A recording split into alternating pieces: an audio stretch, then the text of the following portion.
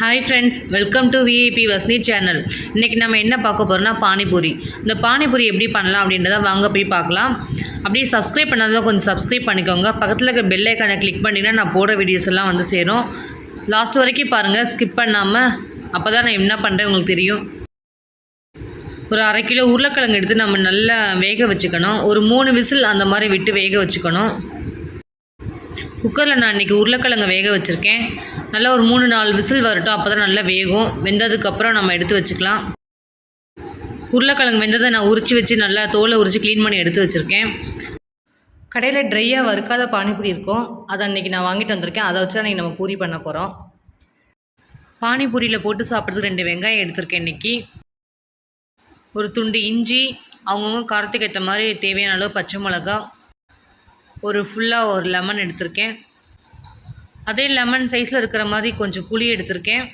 ஒரு ஸ்பூன் தனி மிளகாய் தூள் எடுத்திருக்கேன். நம்ம பானிபூரியில் போட்டு சாப்பிட்றதுக்கு மிக்சர் எடுத்து வச்சுருக்கேன். 1/2 கிலோ உருளைக்கிழங்கு நல்லா உரித்து வேக வச்சு எடுத்து வச்சுருக்கேன்.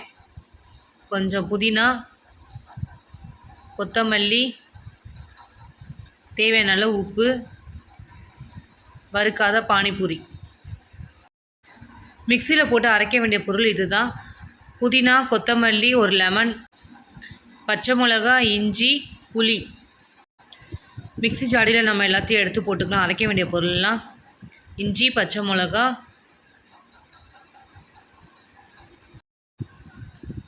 புதினாவை போட்டுக்கலாம்.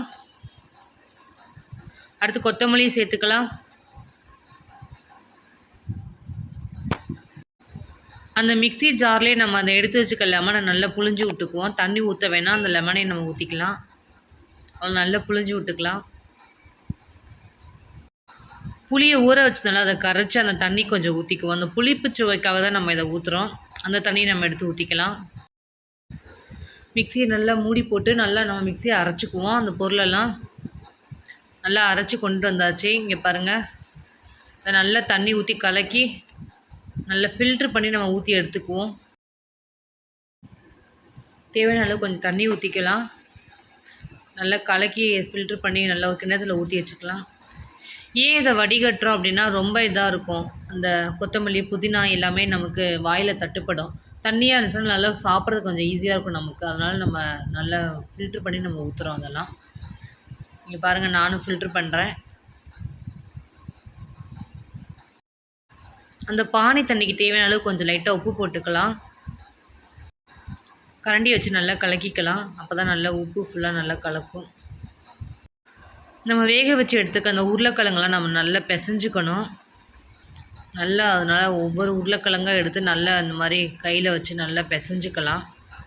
அப்போ தான் நம்ம பானிபூரிக்குள்ள ஸ்டஃப் பண்ண கரெக்டாக இருக்கும். இல்லைனா கெட்டி கெட்டியாக இருக்கும். அதனால் நல்லா கையில் வச்சு பிசைஞ்சுக்கணும்.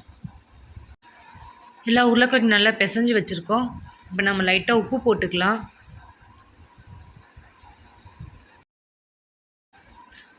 உருளைக்கிழங்கு சாப்பிட்றதுக்கு தேவையான அந்த காரம் கொஞ்சம் தனி மிளகாயத்தில் கொஞ்சம் எடுத்துருக்கோம். அதை கொஞ்சம் போட்டுக்கலாம்.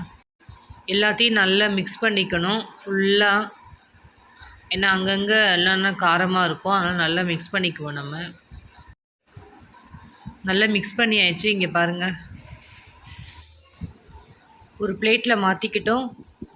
நெக்ஸ்ட்டு பானிபூரி எடுத்துக்கலாம். வறுக்காத பானிபூரியை ஒரு அடுப்பை பற்ற வச்சு கடாயை வச்சுக்கலாம். ரோட்டுகளில் அதிகமாக நம்ம பானிபூரி பார்ப்போம். ஆனால் நமக்கு சாப்பிட்ணும் போல் தோணும். ஆனால் டக்குன்னு நம்ம வாங்கி சாப்பிட முடியாது. ஏன்னா அவங்க எப்படி பண்ணியிருப்பாங்க அப்படின்னு நம்ம யோசிக்க ஆரம்பிப்போம். ஸோ நம்ம வீட்டிலே இன்ஸ்டண்ட்டாக டக்குன்னு பண்ணணும் அப்படின்னா நம்ம கடையில் வறுக்காத பானிபூரியை வாங்கி நம்ம உடனே பண்ணிடலாம். ஸோ அந்த மாதிரி தான் இன்றைக்கி நான் வாங்கிட்டு வந்திருக்கேன். எனக்கு சாப்பிட்ணுன்னு தோணுச்சு. அதனால் நானும் அதேமாதிரி பண்ணி பார்க்க போகிறேன். வாங்க, உங்களுக்கு நான் எப்படி பண்ணி காமிக்கிறேன் வாங்க. எண்ணெய் நல்லா காஞ்சிடுச்சு. இப்போ நம்ம பானிபூரி எடுத்து நம்ம போட்டு வறுத்துக்கலாம்.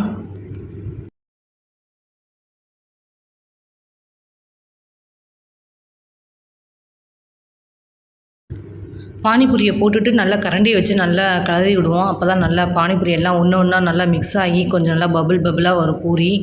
அதனால் நல்லா கிளறி விட்டுக்கலாம். இதே மாதிரி நல்லா கிளறி விடுங்க. நல்லா பானிபூரி அப்படி தான் நல்லா புசு புசுன்னு வரும். பானிபூரி நல்லா ஃப்ரை ஆகிடுச்சு. இப்போ நம்ம பானிபூரி எடுத்துக்கலாம்.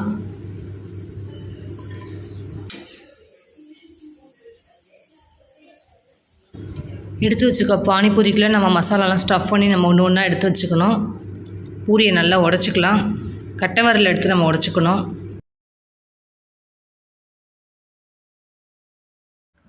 அப்புறம் பிசைஞ்சு வச்சுருக்க உருளைக்கிழங்கு நம்ம ஒரு 1/2 டீஸ்பூன் அப்படியே உள்ளே நம்ம ஸ்டஃப் பண்ணுவோம்.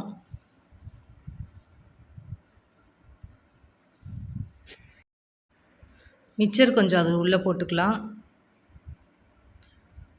வெங்காயம் கொஞ்சம் உள்ளே சேர்த்துக்கணும். கொத்தமல்லி தழையை கொஞ்சம் மேலாப்பில் கொஞ்சம் வச்சுக்கலாம். இதே மாதிரி இன்னொரு பானிபூரி நம்ம எடுத்து அதே மாதிரி உருளைக்கிழங்கு உள்ளே ஸ்டஃப் பண்ணி மிக்சர் போட்டு ஆனியன் போட்டு கொத்தமல்லி போட்டு ஒவ்வொரு பானிபூரி இதே மாதிரி ரெடி பண்ணிக்குவோம்.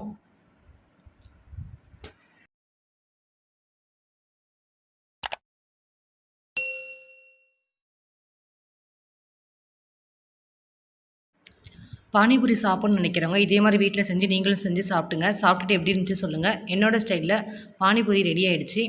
என்னோடய வீடியோஸ் உங்களுக்கு பிடிச்சிருந்துச்சுன்னா லைக் பண்ணுங்கள், ஷேர் பண்ணுங்கள், சப்ஸ்கிரைப் பண்ணுங்கள், கமெண்ட் பண்ணுங்கள். பக்கத்தில் இருக்க பெல் ஐக்கானை கிளிக் பண்ணிவிடுங்க. Thank you friends.